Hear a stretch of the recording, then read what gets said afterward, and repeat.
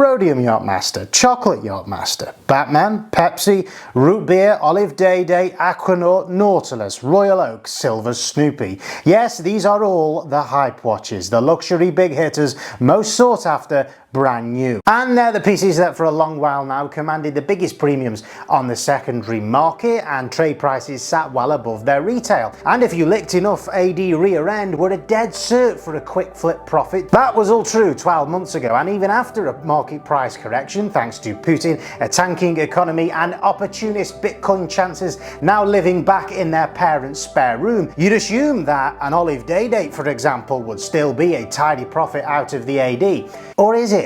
This is flip or pass.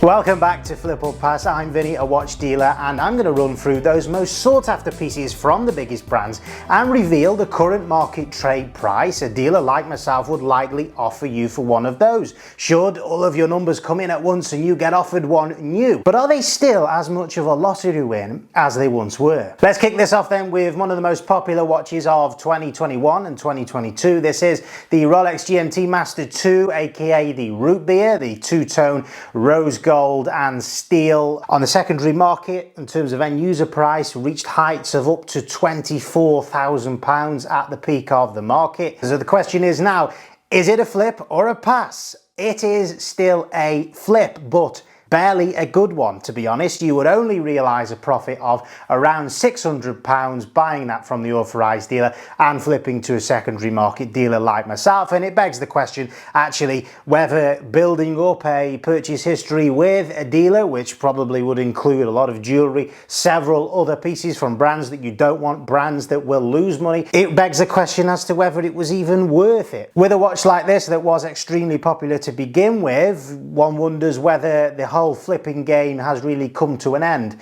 for those AD buyers who were making easy money before. So the AD retail price on this now sits at £13,600, and a dealer would offer you around £14,200, which, as I said, would result in a profit of only £600 on that. Let's stick with the GMT Master 2 range then and look at the Jubilee Batman variation. So this is the blue and black bezel GMT Master 2, another very popular one. Now the Jubilee, I would say, isn't my favourite one of the two. I think the Batman looks much better on the Oyster bracelet, but in terms of value on the secondary market, the Jubilee Batman will realise you a bigger profit. But the question is this a flip or a pass? It is still a flip, and quite a tidy one. It would realise you a profit of around £2,850. The AD retail price on this is £9,150, and a dealer would offer you around £12,000, resulting in a profit of £2,850. How does that weigh up then against the Pepsi sister of that watch? Now, of course, this is exactly the same timepiece, just with a different coloured bezel. So you'd imagine that the price differential really wouldn't be that much. But in this case, it is massive. It is still the case where the Pepsi is by far the more popular of the two. Is that a flip or a pass? Of course, it's a flip and would realise you a profit of over £4,000. The AD retail price on that, of course, is the same as the Batman at £9,150, and a dealer would offer you a great return of £14,000, resulting in a profit of £4,850. Introducing Gerald Genter's Royal Oak. The Audemars Piguet line, of course, would be nothing without the Royal Oak, and particularly the most hyped of all of the Royal Oak watches are, of course, the ones on a stainless steel bracelet and the blue tapisserie dial. Now, this is a superb watch. The level of finishing and detail that goes into the bracelets, and of course the movements as well, which are visible to the rear of the piece, is exquisite, and I actually think it isn't a bad buy right now on the secondary market. You can pick up an older 15400 ST for around £30,000 to £35,000. That's a great deal. I think it's not that much more over the retail, and of course values of these, trade prices of these, have also plummeted over the last year. Audemars Piguet Royal Oaks, it still is sadly the case where there is anxiety in the market from dealers to actually purchase these and hold these in stock. There are dealers that will take them off your hands. The one that we're talking about here and focusing on is the most recent 15510 ST. So that is the brand new dial configuration there that has actually dropped the AP insignia and just replaced it with the Audemars Piguet script, which I think is very tidy and really elevates, I think, the Code 1159 range, which also has that same setup on the dial. Is it a flip or a pass now out of the AD? Of course, it is still a solid flip. Wait lists for these run into up to 5 years if you're lucky enough to get one. The retail price in this now is £23,900, and a dealer would offer you, I would say, in a range of £39,000 to £42,000. So that would result in a lovely profit of £15,000 to £18,000. So a tidy flip out of the authorized dealer, but why would you, frankly? Let's turn our attention back to Rolex now, and probably one of the most hyped models that they've ever produced of all time. It is the Olive Day-Day. Now, I did ask the question at the top of the video, the rose gold olive dial Day-Day, is it a flip or a pass? Well, it is a flip, technically, still out of the authorized dealer. I have heard of some dealers actually paying retail for these watches and only offering the retail price, which of course means, you know, it's a break even and therefore isn't really a flip opportunity. From the vast majority of dealers, I think they would offer you around £1,000 more than the retail price on this, which I would question after the many years of purchase history you would need to have with Rolex and the considerable amount of rear end licking you'd have to do as well, and jewelry purchasing. Is it really a flip? The retail price then, £35,000 on this, and a dealer, as I said, may offer you only around about the same or up to £36,000. Sticking with the day dates then, let's have a look at exactly the same watch as the Olive Day Date, but just with a slightly different coloured dial. This was also massively hyped 18 months ago, and people were buying them in their droves, probably because of the popularity of the Olive Day Date.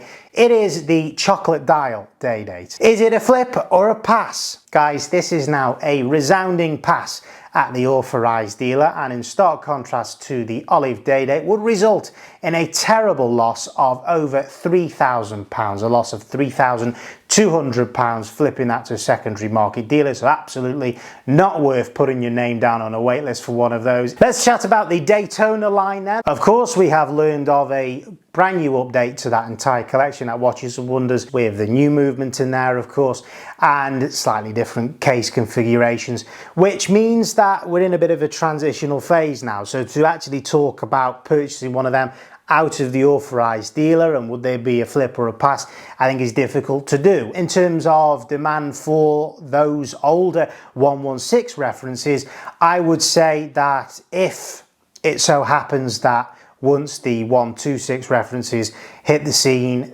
the collectors don't like them for whatever reason. I have heard that some individuals are a bit wary about the design of the case shape. It's not as slender. The sleek curvaceous form that the older references had may not be carried over to the newer references, which look a little bit more slab-sided. If that is the case, and the sentiment on the market from collectors is, we don't like this new Daytona collection, then of course the older 116 collection generally will increase in value on the secondary market. Now, there will still be some that will be offered and sold at authorized dealers. Up until, I believe, September, we'll actually start seeing the new references coming out. So let's move on from the Daytonas then and have a look at probably the most hyped watch of all. And it is a piece offered by Patek Philippe, and it's the Nautilus. Now, of course, the 5711 has been discontinued and replaced with a white gold variation, so I'm not going to talk about that one. I'm going to talk about the Steel 5712. Now, the AD retail price on this is £40,950. A dealer would offer you between £75,000 to £80,000, so of course is a flip out of the authorized dealer, resulting in a profit of £34,000 to £39,000. Not bad at all, is it really? I don't think the market is quite struggling As much as people are suggesting, if dealers are willing to pay you around about that figure, now I wouldn't. This isn't a kind of watch that I would be interested in buying because I wouldn't want to keep it in my inventory at the moment. It will sit around for quite a while, and therefore we have to mention that the liquidity of these Patek Philippe's, of the Audemars Piguet that we mentioned earlier, is much less than Rolex, and it's a much harder sell for dealers. And returning once again to Rolex and the Yachtmaster range. Now, the rhodium dial Yachtmaster experienced a massive period of hype in 2022 at the turn of the year. Is this a flip or a pass? It is break even, so it is a pass, I would say, out of the authorized dealer. A dealer would offer you around about the same as the retail price, so it really isn't worth bothering putting your name down on the wait list for one of those if you're that way inclined to profiteer. The retail is around 10,350 and a dealer would only offer you around the same. Another timepiece from the Yachtmaster line that was very popular was the chocolate Yachtmasters. This obviously goes at retail for considerably more than the steel platinum rhodium dial that we just spoke about. Is this a flip or a pass? It is a pass, and a resounding one now, despite its popularity 18 months ago. The retail is 13,350 and a dealer would only offer you around 12 to 12,300, so that would result in a loss of at least £1,050 there. Finally, we couldn't make this video without talking about the one hype watch that exists under the Omega brand name, and that is of course the Omega Speedmaster Silver Snoopy. Now, there aren't that many of these really going around on the market, and waitlists